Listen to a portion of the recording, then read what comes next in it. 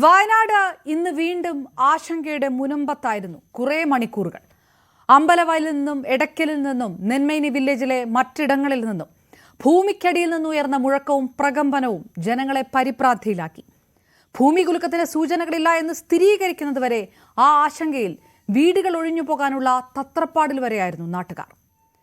ചൂരൽമലയിലെ ദുരന്തത്തിന് ശേഷം പുനരധിവാസ പദ്ധതിയിലേക്ക് സർക്കാർ കടക്കുന്ന വേളയിലും ജനങ്ങളുടെ ആശങ്ക മാറാതെ നിൽക്കുകയാണ് എന്നതാണോ സത്യം?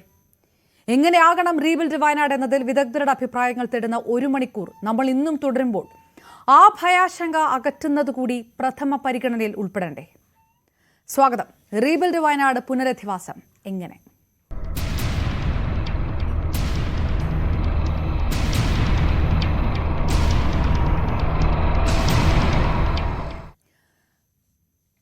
നമുക്കൊപ്പം ചേരുന്ന ഡോക്ടർ വി സുഭാഷ് ചന്ദ്രബോസ്, ഭൗമശാസ്ത്ര വിദഗ്ധൻ, സ്റ്റുഡിയോയിൽ നിന്ന്. അദ്ദേഹത്തിനൊപ്പം തന്നെ ഡോക്ടർ സതീഷ് ഗോപി, റിട്ടയർഡ് ഹൈഡ്രോഗ്രാഫറും നമുക്കൊപ്പം സ്റ്റുഡിയോയിൽ നിന്ന് ചേരുമ്പോൾ വയനാട് പരിസ്ഥിതി പ്രവർത്തകൻ എൻ ബാദുഷയും ബത്തേരി സെന്റ് മേരീസ് കോളേജ് അധ്യാപകൻ ശ്രീജിത്ത് ശിവരാമനും നമുക്കൊപ്പം വയനാട്ടിൽ നിന്ന് ചേരുകയും ചെയ്യും. ആദ്യം ശ്രീ സുഭാഷ് ചന്ദ്രബോസ്, എടുത്തു പറയേണ്ടത്, ഈ ഷോ ഇത് രണ്ടാം ഭാഗത്തിലേക്ക് വരുമ്പോൾ എടുത്തു പറയേണ്ടത് നമ്മൾ ഇന്നലെ ഉന്നയിച്ച ഏറ്റവും പ്രധാനപ്പെട്ട കാര്യം അടിയന്തര ധനസഹായം അനുവദിക്കുക ക്യാമ്പുകളിലുള്ളവർക്ക് എന്നുള്ള കാര്യമായിരുന്നു.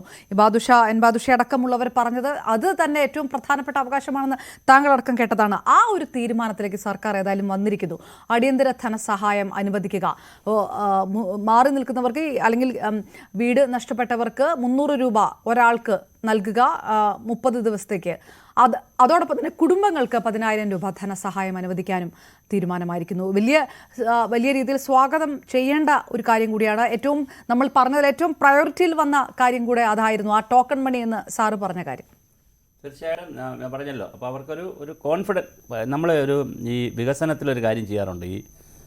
പിന്നെ നമ്മൾ ഒരു സ്ഥലത്ത് ചെല്ലുമ്പോൾ ആളുകൾക്ക് നമ്മളൊരു എൻട്രൻസ് പോയിൻ്റ് എന്ന് പറഞ്ഞിട്ട് ചില കാര്യങ്ങൾ ചെയ്യും. പുതിയൊരു സ്ഥലത്ത് വികസനത്തിൽ ചെല്ലുമ്പോൾ അതെന്തിനാണെന്ന് വെച്ചാൽ അവർക്കൊരു വിശ്വാസം വരാനാണ്. അപ്പോൾ അവിടുത്തെ ഏറ്റവും പ്രധാനപ്പെട്ട എന്തെങ്കിലും ഒരു വികസന പരിപാടി നടത്തിയിട്ടാണ് ആളുകളെ വിശ്വാസത്തിലെടുക്കുന്നത്.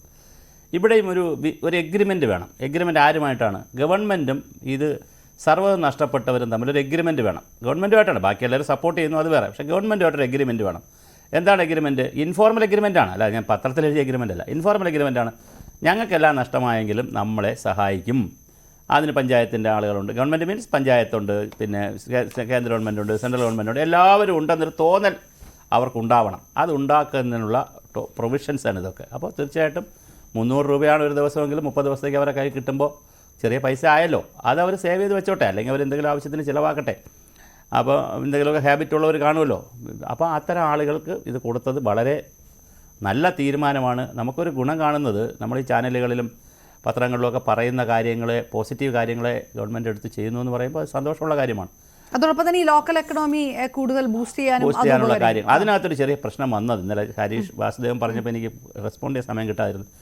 ഈ കളക്ഷൻ അങ്ങോട്ട് കൊണ്ടുപോകുമ്പോൾ ആളുകളെ നിന്ന്, വ്യാപാരി വ്യവസായികളിൽ നിന്നായിരിക്കും കൂടുതൽ, അതായത് സ്ഥാപനങ്ങളിൽ നിന്നായിരിക്കും കൂടുതൽ പെട്ടെന്ന് പോയി പിരിക്കാൻ പറ്റും. പിരിച്ചാണല്ലോ കൊടുക്കുന്നത്. അപ്പോൾ അവർക്ക് പൈസ എടുത്ത് കൊടുക്കുന്നതിന് അവർ ചിലപ്പോൾ 1 കിലോ അരി, 2 കിലോ അരി, അല്ല 5 കിലോ അരി, അവർ അവിടെ ഇരിക്കുന്ന, അല്ലെ മുളക്, മഞ്ഞൾ, അവിടെ ഇരിക്കുന്ന സാധനം. ഇപ്പോൾ കളിപ്പാട്ടം എന്ന് പറഞ്ഞാൽ ഫാൻസിയിലായിരിക്കുമ്പോൾ ചോദിക്കുന്നത്, അവർ 500 രൂപ കൊടുക്കുന്നതിന് വേറെ 500 രൂപയുടെ കളിപ്പാട്ടമായിരിക്കും എടുത്ത് കൊടുക്കുന്നത്. അപ്പം അങ്ങനെ ഒരു പ്രശ്നമുണ്ട്. അപ്പോൾ തിരിച്ച് വേറൊരു കാര്യം ചെയ്യാമായിരുന്നു. അത് അവിടുത്തെ ഈ പണമായി അതിനെ വേറെ ഏതെങ്കിലും ഒരു സോഴ്സിൽ കുറച്ചുകൂടി മാറിയ ഒരു സ്ഥലത്ത് ഇത് കളക്ട് ചെയ്യുകയും അത് പണമാക്കി മാറ്റുകയും ചെയ്തു. ഇപ്പോൾ സംഭവിച്ചിരിക്കുന്നത് എന്താണെന്നറിയാമോ? ഒരുപാട് വേസ്റ്റേജ് വരുന്നുണ്ട്. അവിടെ വന്ന സാധനങ്ങൾ ഡംപ് ചെയ്തിട്ട് വേസ്റ്റേജ് വരുന്നുണ്ട്. പക്ഷേ അതൊക്കെ കൂടി, ഇത് ഞാൻ പറഞ്ഞല്ലോ, നമ്മുടെ ഡിസാസ്റ്റർ മാനേജ്മെൻറ്റിൻ്റെ ഓരോ സ്റ്റെപ്പുകളും ഇനി എന്താണ് സീരിയസ് ആയിട്ട് ഹോംവർക്ക് ചെയ്യേണ്ടതുണ്ട്. ഇതിപ്പോൾ സംഭവിച്ചു, ഓക്കെ. അടുത്തത് വരുമ്പോൾ കുറച്ചുകൂടെ സീരിയസ് ആയിട്ട് നമ്മൾ ഹോംവർക്ക് ചെയ്യണം. അപ്പോൾ തീർച്ചയായിട്ടും ഒരുപാട് മെറ്റീരിയൽ അല്ല അങ്ങോട്ട് പോകേണ്ടത്, കുറേ പണവും കുറച്ച് മെറ്റീരിയൽ പോകണം. ആളുകൾക്ക് മെറ്റീരിയൽ കുറച്ച് വേണം, ബാക്കി പണത്തിൻ്റെ രൂപത്തിൽ ചെല്ലണം. പിന്നെ ലോക്കലായിട്ടുള്ള, ഇപ്പോൾ അവിടെയുള്ള കടകളും സ്ഥാപനങ്ങളും ഒക്കെ ഉണ്ടല്ലോ, അവർക്കുള്ള ബിസിനസ് ഉണ്ട്. ഇപ്പോൾ ഈ പറഞ്ഞ ഈ സാധനങ്ങളൊക്കെ അവിടെ നിന്നാണ് വാങ്ങിച്ചിരുന്നെങ്കിൽ ആ ഗ്രാമത്തിലുള്ള, ഇപ്പോൾ 3 വാർഡല്ലേ പോയിട്ടുള്ളൂ, തൊട്ടടുത്ത വാർഡുകളിൽ നിന്നൊക്കെയുള്ള ആളുകളിൽ നിന്ന് ബിസിനസ് ചെയ്യുന്ന ആളുകൾക്കൊക്കെ ഇത് സപ്പോർട്ടാവുമായിരുന്നു. അപ്പോൾ തീർച്ചയായിട്ടും അതൊരു അങ്ങനെ ചിന്തിക്കണം. അപ്പോൾ നമ്മൾ ഇതിനകത്ത് കുറച്ചുകൂടെ ഭാവിയിൽ കുറച്ചുകൂടെ ഒരു നല്ല പ്ലാനിങ് നമുക്ക് നടത്താൻ പറ്റിയാൽ ഇതൊക്കെ ഈ പറയുന്ന പ്രശ്നങ്ങളൊക്കെ നമുക്ക് പരിഹരിക്കാൻ പറ്റും. അപ്പോൾ 1 by 1 ആയിട്ട് എടുക്കുമായിരിക്കും ഗവൺമെൻറ്റും ഇതിനകത്ത് തീർച്ചയായിട്ടും. നമ്മൾ ആദ്യം പറഞ്ഞ ആ ഒരു വിഷയം അത് തന്നെ വളരെ പരിഗണിച്ച് മുന്നോട്ട് പോകുന്നു. അതായത് കുറച്ചും കൂടെ ഫോക്കസ്ഡ് ആയിട്ടുള്ള അല്ലെങ്കിൽ ഇതുവരെ ഇല്ലാത്ത രീതിയിൽ കൂടുതൽ ഫോക്കസ് ഉൾപ്പെടുത്തിക്കൊണ്ടുള്ള ഒരു പുനരധിവാസ പദ്ധതി എന്ന് തന്നെ പരിഗണിക്കേണ്ട ഒരു കാര്യം അല്ലെങ്കിൽ വിലയിരുത്തേണ്ട കാര്യം. ഡോക്ടർ സതീഷ് ഗോപി, ഈ വിഷയത്തിലേക്ക് കടക്കുന്നതിന് മുൻപേ നമ്മൾ ഈ തുടങ്ങുമ്പോൾ തന്നെ പറയേണ്ടത് വയനാട്ടിൽ നിന്ന് ഞാൻ തുടക്കത്തിൽ പറഞ്ഞ ആ ഒരു വിഷയമാണ്. ഒരു പ്രകമ്പനം വരിക, അമ്പലവയൽ മേഖലകളിലൊക്കെ പ്രകമ്പനം വരിക, മുഴക്കം വരിക, ജനങ്ങൾ പെട്ടെന്ന് പരിഭ്രാന്തിയിലാകുന്ന ഒരു സാഹചര്യം മണിക്കൂറുകളോളം ഉണ്ടായി. ഇനിയൊരു ദുരന്തം സഹിക്കാവുന്ന അവസ്ഥയിലല്ല വയനാട്, നാടിനും ആ ഒരു അവസ്ഥയാണ്. അതുകൊണ്ട് തന്നെ അതിൻ്റെ ഒരു ശാസ്ത്ര ഇതുണ്ടല്ലോ, അതൊരു ഭൂമി കുലുക്കമല്ല. പക്ഷേ ഇത്തരം ചില സാഹചര്യങ്ങൾ ഉണ്ടാകാറുണ്ട്. ഇങ്ങനെ ഒരു വലിയൊരു പ്രകൃതി ദുരന്തത്തിന് ശേഷമുള്ള വിലയിരുത്തലുകളൊക്കെ ഉണ്ടല്ലോ, അതിനെ എങ്ങനെയാണ് കാണേണ്ടത്? ഇത് വീണ്ടും ആവർത്തിക്കാനുള്ള സാധ്യതയുണ്ടോ? വീണ്ടും ആവർത്തിക്കാനുള്ള ചാൻസസ് ഉണ്ടോ എന്ന് ചോദിച്ചാൽ ഉണ്ടാവാം. കാരണം ഇതൊന്നും പ്രവചിക്കാൻ കഴിയില്ല. പിന്നെ ആ ചെറിയ ഒരു പ്രകമ്പനം ഒരു സീസ്മിക് ആക്ടിവിറ്റി അല്ല എന്നുള്ളത് കൃത്യമായിട്ട് അവിടെ പോയ ശാസ്ത്രമേഖലയിലുള്ള ആൾക്കാർ പറഞ്ഞിട്ടുണ്ട്. അപ്പോൾ അതിൽ പരിഭ്രാന്തിയൊന്നും വേണ്ട. പക്ഷേ ഇങ്ങനെയുള്ള മേഖലയിൽ വളരെ ചെറിയ ഇതുപോലെയുള്ള പ്രകമ്പനങ്ങളെ ഒരു എന്താ പറയുന്ന ഭൂമിക്കടിയിൽ നിന്നും അതിശക്തമായ ഒരു സൗണ്ട് കേൾക്കുന്നു. അത് ചെറിയ ഈ ഭൂമിയിലെ തന്നെ വിവിധ ലെയറുകൾ തമ്മിലുള്ള ഒരു ചെറിയൊരു മാറ്റമാണ്. പിന്നീട് എന്താ പറയുന്ന സ്ട്രിപ്സിൻ്റെ ചെറിയൊരു മാറ്റമാണ്. അത് പേടിക്കാനില്ല എന്ന് പറയുമ്പോൾ അത് നമ്മൾ ഉൾക്കൊള്ളണം. രണ്ടാമത്തെ കാര്യമെന്ന് പറയുന്നത്, അവിടെ ഇന്ന് വന്ന വാർത്ത എന്ന് പറഞ്ഞത് ആ ദുരന്ത മേഖല കംപ്ലീറ്റ് വിണ്ടുകീറിയിരിക്കുകയാണ്, അവിടെ ഇനി വാസയോഗ്യമല്ല എന്ന് അവിടെ നിന്നൊരു ഉദ്യോഗസ്ഥൻ പറയുന്നതായിട്ട് ഞാനിന്ന് ടി വിയിൽ കേട്ടു, പിന്നെ ദൃശ്യമാധ്യമത്തിൽ കേട്ടു. അപ്പോൾ അത് യഥാർത്ഥത്തിൽ അത് പറയേണ്ടത് ശാസ്ത്ര സമൂഹമാണ്. അപ്പോൾ ശാസ്ത്ര സമൂഹം അതിനെ വിലയിരുത്തി പറയും അവിടെ ഇനി തിരിച്ച് പുനരധിവാസം ആ പഴയ സ്ഥലത്ത് ദുരന്ത മേഖലയിൽ സാധ്യമാവുകയില്ല എന്നുള്ള രീതിയിൽ വാർത്തകൾ വരുന്നുണ്ട്. അത് മാത്രമല്ല, ഇപ്പോൾ ഇതിനെക്കുറിച്ചെല്ലാം ഡീറ്റെയിൽ ആയിട്ട് പറയുമ്പോൾ തന്നെ ഇന്ന് വേറൊരു ന്യൂസ് കൂടെ വരുന്നു. എൻ്റെ ഒരു സുഹൃത്ത് അവിടെ ആ മേഖലയിലുണ്ട്, പത്രപ്രവർത്തകനാണ്. അപ്പോൾ ഞാൻ ചോദിച്ചു, എവിടെയാണ് ഇവരെ പുനരധിവസിപ്പിക്കാൻ ആലോചിക്കുന്നത് എന്ന് ചോദിച്ചപ്പോൾ ബന്ധപ്പെട്ട ഉദ്യോഗസ്ഥരോട് എല്ലാം ചോദിച്ചപ്പോൾ ഒരു കാര്യവും ഇൻഫർമേഷനും ലഭിക്കുന്നില്ല, അവരാരും ഒരു കാര്യവും പറയുന്നില്ല. അങ്ങനെ വരരുത്. കാരണം ഇതൊരു ദുരന്തമുഖമാണ്. നമ്മുടെ ഈ വളരെ പ്രധാനപ്പെട്ട ഒരു ഭാഗം എന്ന് പറയുന്നത്, ഈ ദുരന്തം നടന്നു കഴിഞ്ഞപ്പോൾ ആദ്യം ഓടി എത്തിയത് മാധ്യമപ്രവർത്തകരാണ്. അവരാണ് ഈ ദുരന്തമുഖത്തിൻ്റെ നേർ സാക്ഷ്യം നമ്മുടെ ജനം മനസ്സിലെത്തിച്ചത്. ഒരു കണക്കിന് ഏറ്റവും കൂടുതൽ അവിടെ എന്താ പറയുന്ന റിലീഫ്, ദുരന്തത്തിൽ പെട്ടവരെ രക്ഷിക്കാൻ മാധ്യമങ്ങൾ ഏറ്റവും കൂടുതൽ സഹായകമായി. മാധ്യമങ്ങളുടെ ഇതുകൊണ്ട് ഒരാളെയെങ്കിലും നമ്മൾ രക്ഷപ്പെടുത്താൻ കഴിഞ്ഞുവെങ്കിൽ നമ്മൾ മാധ്യമങ്ങളോട് നന്ദി പറയേണ്ടതാണ്. ഒരു ജീവനെയെങ്കിലും നമുക്ക് രക്ഷപ്പെടുത്താൻ കഴിഞ്ഞുവെങ്കിൽ. ഒപ്പം തന്നെ ആദ്യം പറയട്ടെ, ഇന്നലെ നമ്മൾ തുടങ്ങി വെച്ച ചർച്ച, ആ ചർച്ചയിൽ ഏറ്റവും സന്തോഷമുള്ളൊരു കാര്യം എന്ന് പറയുന്നത്, ഇന്നലെ നമ്മൾ ചർച്ച ചെയ്ത ഒരു കാര്യം ഇന്നത് ഇംപ്ലിമെൻറ്റ് ചെയ്തിരിക്കുന്നു. അത് പിന്നീട് ധനസഹായം, പിന്നീട് ധനസഹായം ചെയ്ത ഗവൺമെൻറ് മെഷീനറിയോട് ആദ്യം നന്ദി പറയട്ടെ. ഒപ്പം തന്നെ നമ്മുടെ ഈ മാധ്യമത്തിൻ്റെ ശക്തി എന്ന് പറയുന്ന അവിടെ തെളിയിക്കപ്പെട്ടിരിക്കുന്നു. അത് കഴിഞ്ഞിട്ട് ചർച്ചയുടെ പ്രധാന ഭാഗത്തേക്ക് കിടക്കുന്നു. ഇന്നലെ നമ്മൾ തുടങ്ങിയത് പുനരധിവാസമാണ്. ആ പുനരധിവാസം ഇപ്പോൾ താൽക്കാലിക പുനരധിവാസമാണ്. തുടർന്ന് പെർമനൻ്റ് പുനരധിവാസത്തിലേക്ക് നമ്മൾ കടക്കുന്നു. അതിൻ്റെ ഡീറ്റെയിൽസ് ഒന്നും നമുക്ക് ലഭിക്കുന്നില്ല. അത് യഥാർത്ഥത്തിൽ ജനങ്ങൾക്ക് ആ ഡീറ്റെയിൽസ് കൊടുക്കേണ്ടതാണ് എന്ന് ഞാൻ വിശ്വസിക്കുന്നു. അതുപോലെ തന്നെ ജീവനോപാധി നമ്മൾ ഇന്നലെ ചർച്ച ചെയ്തു. കർഷകരും ക്ഷീരകർഷകരുമുള്ള മേഖലയാണെങ്കിൽ കർഷകർ ഏറ്റവും കൂടുതൽ, ഇന്നലെ പറഞ്ഞത് ഒരു 80% കർഷകരാണ് ആ മേഖലയിൽ എന്ന് പറയുമ്പോൾ ഹോർട്ടിക്കൾച്ചറും അഗ്രികൾച്ചറും അതിലൂടെ മൂല്യവർദ്ധിത ഉൽപ്പന്നങ്ങൾ ഉണ്ടാക്കി നമുക്ക് പിന്നീട് ഒരു എക്കോണമി അവിടെ പടുത്തുയർത്താൻ കഴിഞ്ഞാൽ ഈ പറയുന്ന നമ്മൾ പുനരധിവസിപ്പിക്കുന്ന ആൾക്കാരുടെ ജീവനോപാധി അതിന് ഒരു മുതൽക്കൂട്ടായിട്ട് മാറും. അതിന് നമ്മുടെ ഹോർട്ടിക്കൾച്ചറിലെയും അഗ്രികൾച്ചറിലെയും എക്സ്പേർട്സുകളുടെ സേവനം അവിടെ ഏറ്റവും അത്യാവശ്യമാണ്. ഒരു സംരംഭം, ആ മേഖലയിൽ സംരംഭം തുടങ്ങാൻ സാധിക്കണം. അത് മാത്രമല്ല, എങ്ങനെയുള്ള സംരംഭങ്ങൾ അവിടെ തുടങ്ങാം, നമുക്ക് ആ മേഖലയിൽ ഇപ്പോൾ പുനരധിവാസത്തിനോടൊപ്പം അവിടെയുള്ള ആൾക്കാരെ പുനരധിവസിപ്പിക്കുന്ന സമൂഹത്തെ നമ്മൾ മാറ്റിയെടുക്കേണ്ടതുണ്ട്. അത് മാത്രമല്ല, കേന്ദ്ര സർക്കാരിൽ ഒരുപാട് സ്കീംസ് ഉണ്ട്, സംസ്ഥാന സർക്കാരിൽ ഒരുപാട് സ്കീംസ് ഉണ്ട്, സ്ത്രീകൾക്കുള്ള പദ്ധതികളുണ്ട്, വികലാംഗർക്കുള്ള സ്കീംസ് ഉണ്ട്, പരമ്പരാഗത വ്യവസായങ്ങൾക്കുള്ള സ്കീമുകളുണ്ട്. ഇതിൽ ഏറ്റവും സ്യൂട്ടബിളായിട്ട് ഇവർക്ക് ഏറ്റവും ഫിറ്റാവുന്ന, ആ മേഖലയ്ക്ക് ഫിറ്റാവുന്ന ചെറുകിട വിപണന വ്യവസായം ഈ നേരത്തെ പറഞ്ഞതുപോലെ അഗ്രികൾച്ചർ ബേസ് ചെയ്തുകൊണ്ട് തന്നെ അല്ലെങ്കിൽ ഹോർട്ടിക്കൾച്ചർ ബേസ് ചെയ്തുകൊണ്ട് തന്നെ തുടങ്ങാനുള്ള എല്ലാ സഹായ സഹകരണങ്ങളും അതാത് ഡിപ്പാർട്ട്മെൻറ്റിൻ്റെ പക്കൽ നിന്ന് ഇവർക്ക് ഉണ്ടാവണം. അത് മാത്രമല്ല അവരെ പഠിപ്പിക്കണം ഉൽപ്പന്നത്തിൻ്റെ സ്വഭാവം എന്താണ്, ഉൽപ്പന്നം ഉൽപ്പാദിപ്പിക്കാനുള്ള സാങ്കേതിക വിദ്യ എന്താണ്, പദ്ധതി തുടങ്ങാൻ ഉദ്ദേശിക്കുന്നത് വളരെ വിപുലമായ തൊഴിൽ പരിശീലനമാണ് ഉദ്ദേശിക്കുന്നത്. അതിൻ്റെ കൂടെ വളരെ ഇമ്പോർട്ടൻ്റ് ആയിട്ട് നമ്മൾ കാണേണ്ടത് ഈ ദുരന്തമുഖത്ത് നിന്ന് നമ്മൾ രക്ഷപ്പെടുത്തിയെടുത്ത കുറേ ആൾക്കാർ അവർ വൈകല്യമുള്ളവരായിരിക്കാം, ദീർഘകാല വൈകല്യമുള്ളവരായി മാറിയേക്കാം, പരിക്കുകൾ അതിജീവിച്ച് ജീവിതത്തിലേക്ക് തിരിച്ചു വന്നവരായിരിക്കാം. അവരുടെ പുനരധിവാസവും പുനർജീവനവുമാണ് ഏറ്റവും നമുക്ക് മുന്നിലുള്ളൊരു വെല്ലുവിളി. എനിക്ക് തോന്നുന്നു സാർ, നമുക്ക് അത് ആ ഒരു ഘട്ടത്തിലേക്ക് എടുക്കാമെന്ന് തോന്നുന്നു. നമ്മൾ ഓരോ ഘട്ടമായിട്ട് പറഞ്ഞു പോകുമ്പോൾ ഞാൻ തിരികെ എത്താം. ശ്രീ എൻ ബാദുഷ, പുനരധിവാസം ഔദാര്യമല്ല, അത് അവകാശം തന്നെയാണ്. അതിൽ ഒരു തർക്കവുമില്ല. താങ്കൾ എല്ലാ തവണയും പറയുന്നത് അതാണ്. ഇപ്പോൾ ഇതാ നമ്മൾ ഈ പറഞ്ഞ പോലെയൊക്കെ തന്നെ ഒരു അടിയന്തര ധനസഹായത്തിലേക്ക് സർക്കാർ ആദ്യം കടന്നിരിക്കുന്നു. ആദ്യഘട്ടം എന്ന് നമ്മൾ എല്ലാവരും പറഞ്ഞ കാര്യം അതാണ്. ഈ മറ്റൊരു വാസസ്ഥലത്തേക്ക് മാറുന്നതിനടക്കം അടിയന്തര സഹായം ഓരോ വ്യക്തിക്ക് 300 രൂപ വെച്ച് 30 ദിവസത്തേക്ക് നൽകുക, 30 ദിവസവും നൽകുക. ക്യാമ്പിലെ ഓരോ കുടുംബത്തിനും അടിയന്തര ധനസഹായമായിട്ട് 10,000 രൂപ അനുവദിക്കുക. ഇതൊക്കെ ഇമ്മീഡിയറ്റ് മണിയാണ്. അത് ഒരു പക്ഷേ അത് പര്യാപ്തമല്ല എന്ന് നമ്മൾ അത് വേണമെങ്കിൽ പറഞ്ഞാൽ പോലും ഇപ്പോൾ ആദ്യത്തെ ഒരു സ്റ്റെപ്പ് എന്ന രീതിയിൽ അത് അഭിനന്ദിക്കപ്പെടേണ്ടതല്ലേ? സർക്കാർ ഇപ്പൊ എടുത്തിട്ടുള്ള അടിയന്തര ധനസഹായം നൽകുക എന്നുള്ളത് വളരെ ശ്ലാഘനീയമായ കാര്യം തന്നെയാണ്. ശ്ലാഘനീയമായ കാര്യം എന്ന് പറയുമ്പോൾ അവരുടെ ഒരു റൈറ്റ് ആണത്. അത് അവർക്ക് കിട്ടിയേ പറ്റൂ. ആ ഒരു രീതിയിലാണ് നമ്മൾ കാണേണ്ടത്. ഏതായാലും സന്തോഷമുള്ള കാര്യമാണ്. മറ്റൊന്ന്, ഈ താൽക്കാലികമായി അവരെ മാറ്റിപ്പാർപ്പിക്കുന്നത് താരതമ്യേന എളുപ്പമാണ്. കാരണം എന്ന് വെച്ചാൽ ഇപ്പം മീഡിയ, പൊതുസമൂഹം എല്ലാവരും അതിനെ ഉറ്റുനോക്കുകയും അതിന് വേണ്ട കാര്യങ്ങൾ കോൺട്രിബ്യൂട്ട് ചെയ്യുകയും ഇടപെടുകയും ചെയ്യുന്ന ഒരു സമയമാണ്. ഇനി ക്രമേണ നമ്മുടെ നാട്ടിലെ രീതി അനുസരിച്ച് ഈ ഒരു അവസ്ഥക്ക് കുറേശ്ശെയായി മാറ്റം വരും. നമുക്ക് വയനാട്ടിൽ ഒരുപാട് അനുഭവങ്ങളുണ്ട്. ഈ റീസെറ്റിൽമെന്റിനെ സംബന്ധിച്ചും റിഹാബിലിറ്റേഷനെ സംബന്ധിച്ചും വളരെ ആശങ്കയുള്ള ഒരാളാണ് ഞാൻ.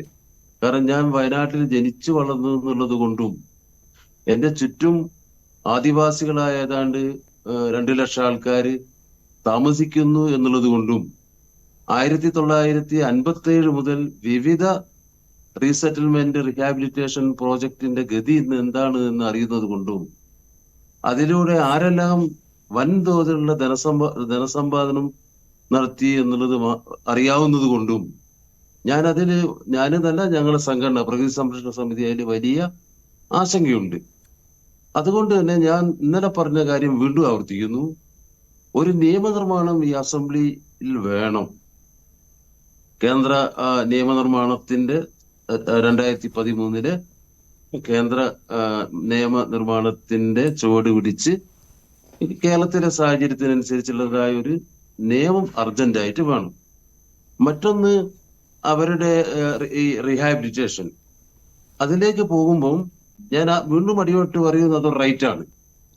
അത് ഓരോ ഇൻഡിവിജ്വൽസുമായിട്ട് സംസാരിച്ച് അവരുടെ അഭിപ്രായങ്ങളും കൂടി മാനിച്ച് അവർക്ക് അനുയോജ്യമായ റീസെറ്റിൽമെന്റും റിഹാബിലിറ്റേഷനും ആണ് വേണ്ടത്. അങ്ങനെ നടക്കുന്നതാണ്. ഇന്നലെ മന്ത്രി എം പി രാജേഷ് അടക്കം പറഞ്ഞത് അങ്ങനെയാണ്. ശ്രീ എൻ ബാദുഷ, മന്ത്രി അടക്കം പറഞ്ഞത് ശരിയാണ്. മന്ത്രി അടക്കം പറഞ്ഞത് അങ്ങനെയാണ്. ഓരോ കുടുംബത്തെയും കണ്ട് സംസാരിച്ച് അങ്ങനെ ഒരു കസ്റ്റമൈസ്ഡ് പാക്കേജിലേക്ക് പോകുന്നതാണ് പറഞ്ഞിരിക്കുന്നത്. സോഫാർ ആ തരത്തിൽ ഉള്ള ഒരു പുനരധിവാസ പദ്ധതിയാണ് വിഭാവനം ചെയ്തിരിക്കുന്നത്. ഈ കഴിഞ്ഞ തവണകളിൽ പോലെ അല്ല, ഒരു യൂണിഫോം അല്ലെങ്കിൽ വീടുകളോ ആ തരത്തിലല്ല എന്നാണ് ഇതുവരെ സർക്കാർ വ്യക്തമാക്കിയിരിക്കുന്നത്. അതൊരു പോസിറ്റീവ് നോട്ടാണ്. അതെ, അത് തന്നെ പിന്നെ ഈ ഹൗസിംഗ് കോളനി ടൗൺഷിപ്പ് അതൊരു എത്രമാത്രം പ്രാവർത്തികമാവും എനിക്കറിയില്ല. നമ്മൾ 17 വീട്ടുകൾ പുത്തുമലയിലെ ദുരന്തത്തിലുണ്ടാക്കിയവർക്കുണ്ടായ അനുഭവം നമ്മളോട് മിഞ്ഞാന്നത്തെ ചർച്ചയിൽ അവിടുത്തെ ഒരു സ്ത്രീ പറഞ്ഞത് നമ്മൾ കേട്ടതാണ്. ആ ഗതി കൊണ്ടാണിത് പോകുന്നതെങ്കിൽ എല്ലാവർക്കും ഒരേപോലുള്ള വീട് അത് തന്നെ തീർച്ചയായിട്ടും അത് കോൺട്രാക്ട് കൊടുക്കുകയും ഒരു വീട് നിർമ്മാണത്തിൽ ഓരോ ഇൻഡിവിജ്വലിനും അതിൻ്റെതായ പങ്കുണ്ട്, അവൻ്റെതായ ഒരു ഭാവനയുണ്ട്, അവൻ്റെതായ അഭിപ്രായങ്ങളുണ്ട്, അവന്റെ കുടുംബത്തിന് ചില തീരുമാനങ്ങളുണ്ട്. അത് അംഗീകരിച്ചു കൊടുക്കണം. അതനുസരിച്ചുള്ള വീടുകളാണ് ഉണ്ടാവേണ്ടത്. എന്ന് വിചാരിച്ച് അവരുടെ അമിതമായ ആഗ്രഹങ്ങളോ ദുരാഗ്രഹങ്ങൾ ഉണ്ടെങ്കിൽ അതോ പൂർത്തീകരിക്കണമെന്നല്ല. സാമാന്യ യുക്തിക്കനുസരിച്ച രീതിയിൽ എന്നാൽ അത് അനുവദിക്കണം. അത് കോൺട്രാക്ടർമാരെ ഏൽപ്പിക്കാൻ പാടില്ല, അത് വ്യക്തികളെ തന്നെ ഏൽപ്പിക്കണം. അപ്പോൾ അവരുടെ കോൺട്രിബ്യൂഷൻ ഉണ്ടാവും, ഓരോ കാര്യത്തിലും അവരുടെ ശ്രദ്ധ ഉണ്ടാവും, അവരുടെയും കുടുംബത്തിന്റെയും അധ്വാനം ഉണ്ടാവും. അങ്ങനെ അവരുടെ ചോരയും വിയർപ്പും കൊണ്ട് കൂടിയാണ് അവർ നഷ്ടപ്പെട്ടു പോയ അവരുടെ വാസസ്ഥലങ്ങളൊക്കെ തന്നെ ഉണ്ടാക്കിയെടുത്തത്. അതേ പ്രോസസ്സിങ് വീണ്ടും ഇവിടെ ആരംഭിക്കണം. അതിനുള്ള സപ്പോർട്ടും അതിനുള്ളതായ കരുത്തും അതിന് ഉള്ള ഒരു സാങ്കേതിക പിൻബലവും നമ്മൾ കൊടുക്കണം. അതാണ് ഈ കാര്യത്തിൽ വേണ്ടത്. അതിന് ഈ വയനാട്ടിലത്തെ ഇന്നത്തെ സാഹചര്യം അനുസരിച്ച് സംസ്ഥാന സർക്കാർ കണക്കിലെടുത്ത് സംസ്ഥാന സർക്കാർ അടിയന്തരമായി ഒരു IAS ഓഫീസറെ വയനാട്ടിൽ ആ ഒരു പോയിന്റ് നമ്മൾ കൃത്യമായിട്ട് സംസാരിച്ചതാണ്. ഓക്കെ, ആ ഒരു പോയിന്റ് ഉണ്ട്. നേരത്തെ ശ്രീ സുഭാഷ് ചന്ദ്രബോസ് സാറും കുറച്ച് 2 ദിവസമായിട്ട് ഇത് തന്നെ പറഞ്ഞുകൊണ്ടിരിക്കുകയാണ്. നമ്മൾ ആ ഒരു പോയിന്റിലേക്ക് എത്താം. ഞാൻ തിരികെ എത്താം.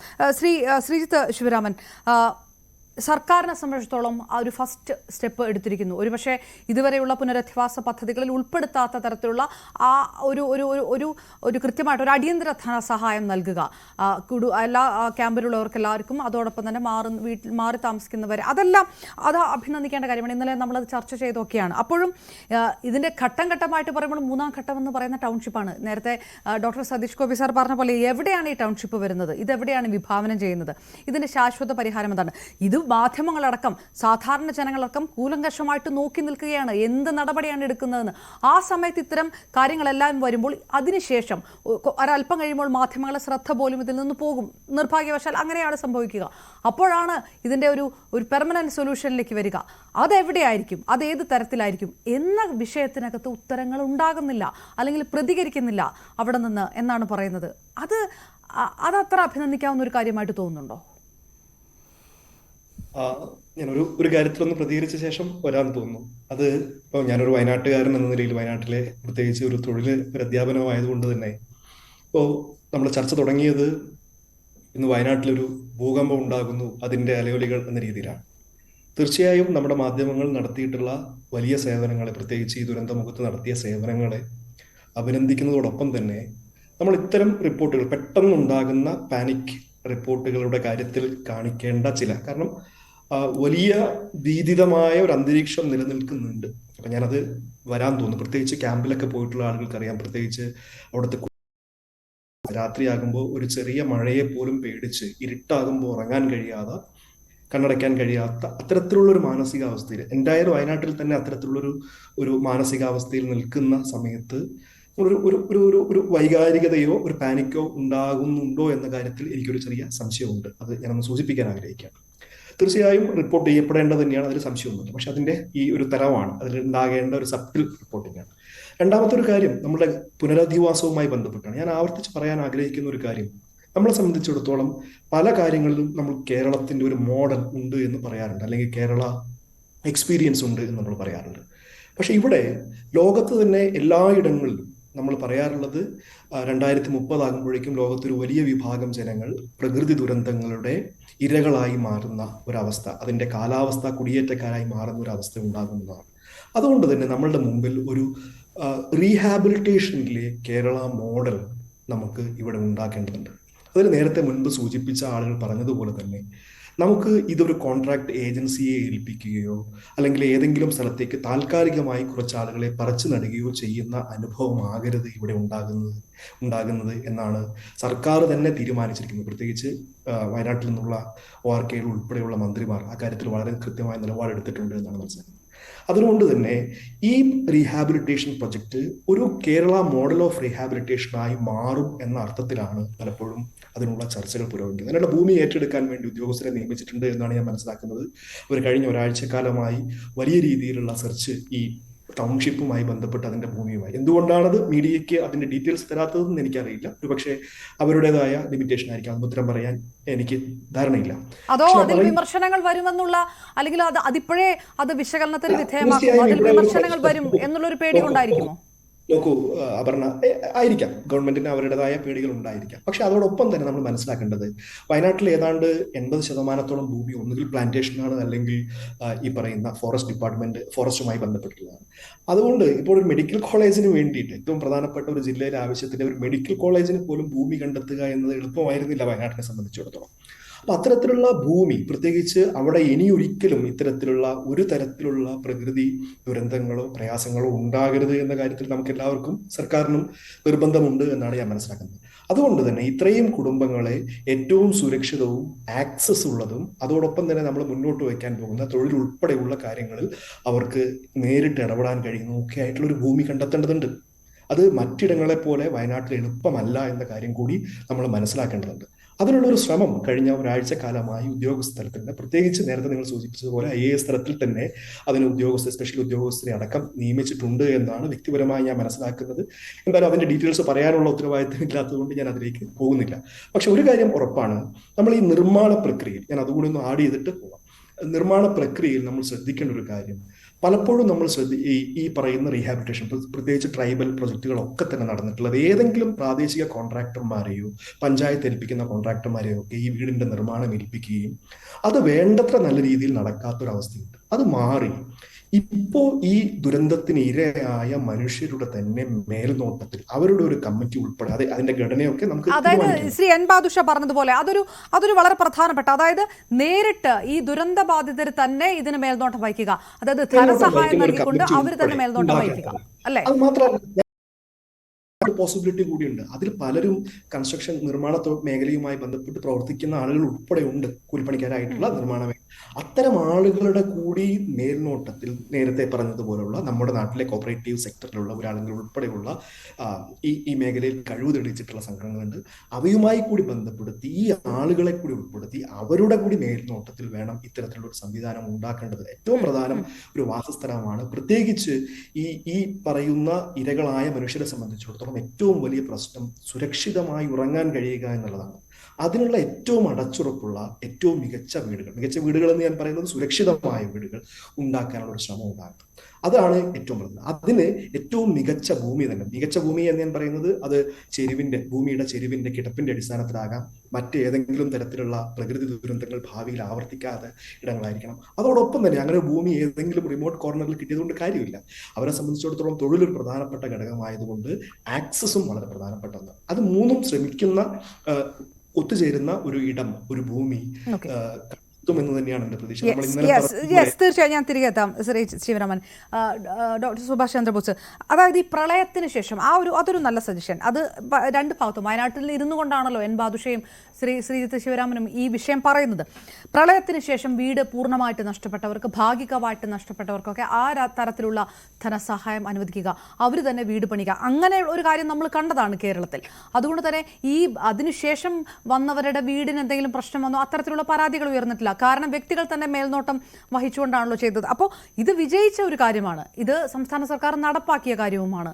അത് വളരെ വളരെ ശ്ലാഘനീയമായിട്ട് അത് ഇംപ്ലിമെന്റ് ചെയ്യാൻ കഴിയുന്ന ഒരു കാര്യമാണ്. അങ്ങനെ തോന്നുന്നില്ലേ? അല്ല, ഇതിപ്പോൾ പിന്നെ ഒരു സ്ഥലത്താണ് ചെയ്യുന്നതെങ്കിലും സ്റ്റീരിയോ ടൈപ്പ് വീട് വേണമെന്ന് ഒരു നിർബന്ധമില്ല. ഒരു സ്ഥലത്താണെങ്കിലും അവരെയും കൂടി വിശ്വാസത്തിലെടുത്തുകൊണ്ട് വ്യത്യസ്ത ഡിസൈനുകൾ ആലോചിക്കാം. അല്ല, അവരെ വിശ്വാസത്തിലെടുക്കില്ലല്ല, ഞാൻ പറയട്ടെ, കോൺട്രാക്ടർ എന്ന് പറയുമ്പോൾ ഞാൻ കോൺട്രാക്ടർമാരിൽ തന്നെ ഇടുക്കി ഡാം മുതൽ ഇങ്ങോട്ടും എല്ലാം പണിതിരിക്കുന്ന മഹാന്മാരായ ഒരുപാട് കോൺട്രാക്ടർമാരുണ്ടെന്നേ. ഇവിടെ സെക്രട്ടേറിയറ്റും ഒക്കെ പണിതത് കോൺട്രാക്ടർമാർ തന്നെ. അപ്പോൾ അതിൽ മിടുക്കന്മാരെ കണ്ടുപിടിക്കണം. കള്ളന്മാരെയും കൊള്ളക്കാരുമായിട്ടുള്ള കാശടിക്കാൻ നിൽക്കുന്ന ടീമുകളെ മാറ്റിയിട്ട് പ്രൊഫഷണലായിട്ടുള്ള ആളുകളെ, ഇപ്പം ഞാനിത് ചെറിയൊരിതാണ്, ഞാൻ അങ്ങനെ പറയാമെന്ന് എനിക്കറിയില്ല. ഹാബിറ്റാറ്റ് ശങ്കറും കോൺട്രാക്റ്റാണ് എടുക്കുന്നത്. അദ്ദേഹം എന്തായാലും ഇതിന് കൊള്ളയടിച്ചിട്ട് പോകില്ലല്ലോ. ഞാൻ അദ്ദേഹത്തിന് കൊടുക്കണമെന്നല്ല പറഞ്ഞത്, കൊള്ളയടിച്ചിട്ട് പോകില്ലല്ലോ. സാജൻ, ഹോസ്ബോർഡ് സാജൻ, കുറേ പേരുകൾ പറയാം, ഹോസ്ബോർഡ് സാജൻ കൊള്ളയടിച്ചിട്ട് പോകില്ലല്ലോ. അങ്ങനെയുള്ള അത് മനസ്സിലായി. അതിലൊരു സജഷൻ ഉണ്ട്, ഹാബിറ്റാറ്റും കോസ്ഫോർഡും പോലെയുള്ള കാര്യം പോലും ഇതിൽ ഉൾപ്പെടുത്തിക്കൂടെ? അങ്ങനെയുള്ള സജഷൻ ഉൾപ്പെടുത്തുന്നില്ല എന്നുള്ളതാണ് എൻ്റെ വാദം. ഇപ്പോൾ റീബിൽഡ് കേരളയിലൊക്കെ ഇവരുണ്ടോ? അതുപോലെയാണ്. അപ്പം ഞാൻ പറഞ്ഞത് ഇത് പരമ്പരാഗത രീതിയിലോ പരമ്പരാഗത ഡിസൈനിലോ പരമ്പരാഗത സംവിധാനത്തിലോ ചെയ്യണമെന്ന് നിർബന്ധമില്ല. ഇത് അവിടുത്തെ ഈ നേരത്തെ ബാദുഷ മാഷ് പറഞ്ഞ പോലെ മറ്റേ അദ്ദേഹം പറഞ്ഞ പോലെ ഈ ആളുകളെയും കൂടി ഇതിനകത്ത് ഉൾപ്പെടുത്തി ലേബർ വർക്ക് അവരും കൂടി ചെയ്യാൻ പറ്റുന്നവർ ലേബർ വർക്ക് ചെയ്യട്ടെ, അവരിൽ എന്തെങ്കിലും കോൺട്രിബ്യൂട്ട്, ഇപ്പോൾ ചിലപ്പോൾ രക്ഷപ്പെട്ട് വന്നവരിൽ സ്വർണ്ണവും മറ്റു കാര്യങ്ങളും ചിലപ്പോൾ കണ്ടേക്കാം, അവർക്ക് എന്തെങ്കിലുമൊക്കെ അവരെ കയ്യിൽ കണ്ടേക്കാം. പോക്കറ്റ് മണി എടുത്തവർ കാണാം, ചിലപ്പോൾ വീട്ടിൽ നിന്ന് പൈസ എടുത്തവർ കാണാം, സ്വർണ്ണമുള്ളവർ കാണാം, ഫാമിലി ആയിട്ട് വന്നെങ്കിൽ അവരിൽ ചിലപ്പോൾ എല്ലാവരെയും കൂടെ ഒരു 4-5 ലക്ഷം രൂപ എടുക്കാൻ പറ്റും, അവർക്ക് വീട് വെച്ച് കൊടുക്കുന്നതല്ലേ. അപ്പോൾ ആ നിലയിൽ അവരുടെയും കൂടി സാമ്പത്തിക കോൺട്രിബ്യൂഷനോ, ഇനി അവർ ലോൺ എടുക്കാൻ തയ്യാറാണെങ്കിൽ അവർ ലോൺ എടുപ്പിച്ചോ, അവരെയും കൂടി അവരെന്താണോ ആഗ്രഹിക്കുന്നത് ആ നിലയിൽ കെട്ടിടം നിർമ്മിക്കാൻ പറ്റും. അപ്പോൾ അത് കോൺട്രാക്ടർ എന്നുള്ള സംവിധാനം, ഞാൻ കോൺട്രാക്ച്വൽ എന്നുള്ള അർത്ഥത്തിലല്ല, ചിലപ്പോൾ ഇനി ഇവരെ എല്ലാം കൂടി ചേർത്തുകൊണ്ടുള്ള ഒരു കമ്മിറ്റി. പിന്നെ ഞാൻ വേറെ ഒരു കാര്യം പറയട്ടെ, ഇപ്പം ബാദുഷ മാഷ് അവിടെ വയനാട് പ്രകൃതി സംരക്ഷണ സമിതി എന്ന് പറഞ്ഞ് എത്രയോ വർഷങ്ങളായി നിസ്വാർത്ഥമായി പ്രവർത്തിക്കുന്നവരാണ്. ഇതുപോലെ എത്രയോ നല്ല സന്നദ്ധ സംഘടനകളുണ്ട് അവിടെ. അപ്പോൾ അവരെയും കൂടി ഈ മോണിറ്ററിംഗ് സംവിധാനത്തിലേക്ക് കൊണ്ടുവരണം. അങ്ങനെ ആകുമ്പോഴുള്ള ഗുണം എന്താണ്, ഇതിനകത്തൊരു വിജിലൻസ് ഉണ്ട് എന്ന് തോന്നിക്കഴിഞ്ഞാൽ സ്വാഭാവികമായിട്ട് ആരും ഈ പറഞ്ഞ പോലെ കഴിഞ്ഞ വർഷം ചെയ്തു കൊടുത്ത പോലുള്ള കെട്ടിടം, ചോർന്ന കെട്ടിടം ചെയ്യില്ല. ഇത് പരമ്പരാഗത രീതി, പരമ്പരാഗതമായ ആളുകൾ, നമുക്കിഷ്ടപ്പെട്ട കോൺട്രാക്ടർ, പിന്നെ ആരും തിരിഞ്ഞു നോക്കുന്നില്ല, അവിടെ മോണിറ്ററിംഗ് കമ്മിറ്റി ഇല്ല. ഇങ്ങനെയൊക്കെ വരുമ്പോഴാണ് വ്യത്യാസം വരുന്നത്. തിരിച്ച് ചിന്തിക്കുക, നമ്മുടെ പുതിയ രീതി, പുതിയ കെട്ടിട നിർമ്മാണ രീതി, വ്യത്യസ്തമായ ഡിസൈൻ, അത് ഒരു സ്ഥലത്ത് പറ്റിയില്ലേ 1-2 സ്ഥലങ്ങളിൽ, ഒരു സ്ഥലത്ത് തന്നെ എല്ലാവരെയും കൊണ്ടുപോകണം ഞാൻ പറഞ്ഞില്ല, 1-2 സ്ഥലങ്ങളിൽ, പിന്നെ അവരെയും കൂടി വിശ്വാസത്തിലെടുക്കുന്ന കഥകൾ, അവരെയും കൂടി ഉൾപ്പെടുത്തുന്ന കാര്യങ്ങൾ, അവരെയും കൂടെ ഉൾപ്പെടുത്തി കമ്മിറ്റിയിലെടുക്കുന്ന കാര്യങ്ങൾ, ഇനി ലേബർ വർക്കിൽ ഉൾപ്പെടെ അവർക്ക് പങ്കെടുക്കാൻ പറ്റുമെങ്കിൽ അങ്ങനെയുള്ള കാര്യം, ഇതെല്ലാം ചേരുന്ന ഒരു പാക്കേജാണ് ചോദിക്കുന്നത്. അതായത് ലാൻഡ് അലോട്ട് ചെയ്ത് കൊണ്ടുള്ള ഈ തരത്തിലുള്ള ഒരു ഇംപ്ലിമെന്റേഷൻ നേരിട്ട് ഒന്നില്ലെങ്കിൽ മേൽനോട്ടം വയ്ക്കുക, അല്ലെങ്കിൽ അവർ തന്നെ നടത്തുക, അല്ലെങ്കിൽ അവരുൾപ്പെട്ട ഒരു സമിതി. അതായത് ഇപ്പോൾ അടിയന്തരമായിട്ട് ചെയ്യേണ്ടതെന്ന് പറഞ്ഞാൽ ഞങ്ങളിപ്പോൾ ഞാൻ ഡിപ്പാർട്ട്മെൻറ്റിലുള്ളപ്പോൾ നമ്മൾ ഒരുപക്ഷേ ബാദുഷാജിക്ക് അറിയാമായിരിക്കും, PRA എന്ന് പറഞ്ഞൊരു സാധനം ചെയ്യാറുണ്ട്, participatory rural appraisal or participatory resource appraisal എന്ന് പറഞ്ഞാൽ ആരാണോ ഞങ്ങൾ പറയുന്ന വാക്ക് സ്റ്റേക്ക് ഹോൾഡേഴ്സ് എന്നാണ്, ബെനിഫിഷ്യറി എന്ന് പറയും. ആരാണ് ബെനിഫിഷ്യറീസ് അവരുടെ ചെറിയ മീറ്റിംഗ് വിളിക്കും, വലിയ മീറ്റിംഗ് വിളിക്കത്തില്ല, 500 പേരെ ഒന്നിച്ച് വിളിക്കത്തില്ല, 30-20 പേരോളം മീറ്റിംഗ് വിളിക്കും. ഒരേ സമയം തന്നെ മീറ്റിംഗ് വിളിക്കാൻ പറ്റും, ഒരു സ്കൂളിൽ തന്നെ വിളിക്കാൻ പറ്റും. മീറ്റിംഗ് വിളിച്ചിട്ട് ഉണ്ടായിപ്പോയ കാര്യങ്ങൾ, ഇനി നടക്കാൻ പറ്റുന്ന കാര്യങ്ങൾ, ഗവൺമെൻറ്റിന് ഈ പറഞ്ഞ സംവിധാനത്തിൽ ചെയ്യാൻ പറ്റിയ കാര്യങ്ങളെക്കുറിച്ച് ചെറിയ ഡിസ്കഷനൊക്കെ നടത്തുമ്പോൾ സ്വാഭാവികമായിട്ട് അവർ തന്നെ ഒരുപാട് ആശയങ്ങൾ ഇങ്ങോട്ട് പറയും. നമ്മുടെ മനസ്സിൽ കിടക്കുന്ന ഇങ്ങനെയാണ്, നമുക്ക് ഇങ്ങനെയാണ് വേണ്ടത്, ഇതെല്ലാം ഇത് വളരെ സയൻറ്റിഫിക് ആയിട്ടുള്ളൊരു എക്സസൈസാണ് ഞാൻ പറയുന്നത്. അത് ചെയ്യാൻ പറ്റുന്ന ഏജൻസികളുണ്ട്, നാട്ടിൽ ഒരുപാട് പേര് ചെയ്യുന്നുണ്ട്. അപ്പോൾ അത് വളരെ കൃത്യമായൊരു സയൻറ്റിഫിക് ഡോക്യുമെൻ്റ് ആയി കഴിയുമ്പോൾ അതിൽ നിന്ന് സജഷൻസ് എടുക്കുമ്പോൾ അവർക്ക് മനസ്സിലാവും ഈ ഡെമോക്രാറ്റിക് പ്രോസസ്സിൽ ഞങ്ങളും കൂടി ഉണ്ട്, ഞങ്ങളുടെ കൂടി വിശ്വാസത്തിലാണ് ഇത് ചെയ്തിരിക്കുന്നത്. അല്ലാതെ ഞങ്ങളെ കാറ്റൽ ഷെഡ് കെട്ടും പോലെ എവിടെയെങ്കിലും കൊണ്ടുപോയി കുറേ കെട്ടിടം വെച്ചു, അവിടെ നിങ്ങൾ പോയി താമസിച്ചോണം, അവിടെ അതല്ല. ഇതൊരു പാർട്ടിസിപ്പേറ്ററി ആയിട്ടുള്ള പങ്കാളിത്ത വിഭവ പഠനമെന്നോ പങ്കാളിത്ത അതിനൊരു എക്സ്പീരിയൻസ് ഉണ്ട് നമുക്ക് ഈ പ്രളയകാലത്തെ എക്സ്പീരിയൻസ്. അതല്ല അങ്ങനത്തെ ഞാനത് വീണ്ടും ആദ്യം മുതലേ ചാനലുകളിൽ പറയാൻ, അല്ലെങ്കിൽ ന്യൂസ് 18 തന്നെ പലവട്ടം പറയുന്നത്, ഇതിനൊരു ബ്ലൂ പ്രിൻ്റ് ഉണ്ടാക്കൂ. 1-2 ഇപ്പോൾ അടിയന്തര ധനസഹായം കൊടുത്തു നമ്പർ 1, എന്നിട്ടൊരു ചാർട്ട് ഉണ്ടാക്കൂ. അതിന് ചാർട്ടിൽ ചെയ്ത കാര്യങ്ങളൊക്കെ ടിക്ക് ചെയ്യൂ. ചെയ്യാൻ പറ്റും. ഇപ്പം ചെയ്യേണ്ടത് അടിയന്തര ധനസഹായം, നാളെ ചെയ്യേണ്ടത്, മറ്റന്നാൾ ചെയ്യേണ്ടത്, 1 മാസം കഴിഞ്ഞ് ചെയ്യേണ്ടത്, ഇങ്ങനെ നിങ്ങളൊരു പ്ലാൻ ഉണ്ടാക്കൂ. അപ്പോൾ ക്ലിയർ ആയിരിക്കും നമുക്ക്. തീർച്ചയായിട്ടും അങ്ങനെയുള്ള അത്രയും അഭിനന്ദിക്കപ്പെടേണ്ടുള്ള നിർദ്ദേശങ്ങൾ പോലും വന്നുകൊണ്ടിരിക്കുന്ന സമയം നമുക്ക് വളരെ പെട്ടെന്ന് അതിലേക്ക് തരാം. വിദ്യാഭ്യാസം അടക്കമുള്ള വിഷയങ്ങളുണ്ട്. പെട്ടെന്ന് സ്കൂളുകൾ തുറക്കേണ്ട ഒരു ആവശ്യം, കുട്ടികളെയും വയോധികരെയും 2 ഗ്രൂപ്പായിട്ട് തന്നെ പ്രത്യേകമായി പരിഗണിച്ചുകൊണ്ട് നടപ്പാക്കേണ്ട ആ രൂപരേഖ അതെന്താകണം എന്നുള്ള കാര്യമൊക്കെ ഉണ്ട്. അതിലേക്കെല്ലാം വരാം. ഒരു ചെറിയ ഇടവേള അത്യാവശ്യമാണ്.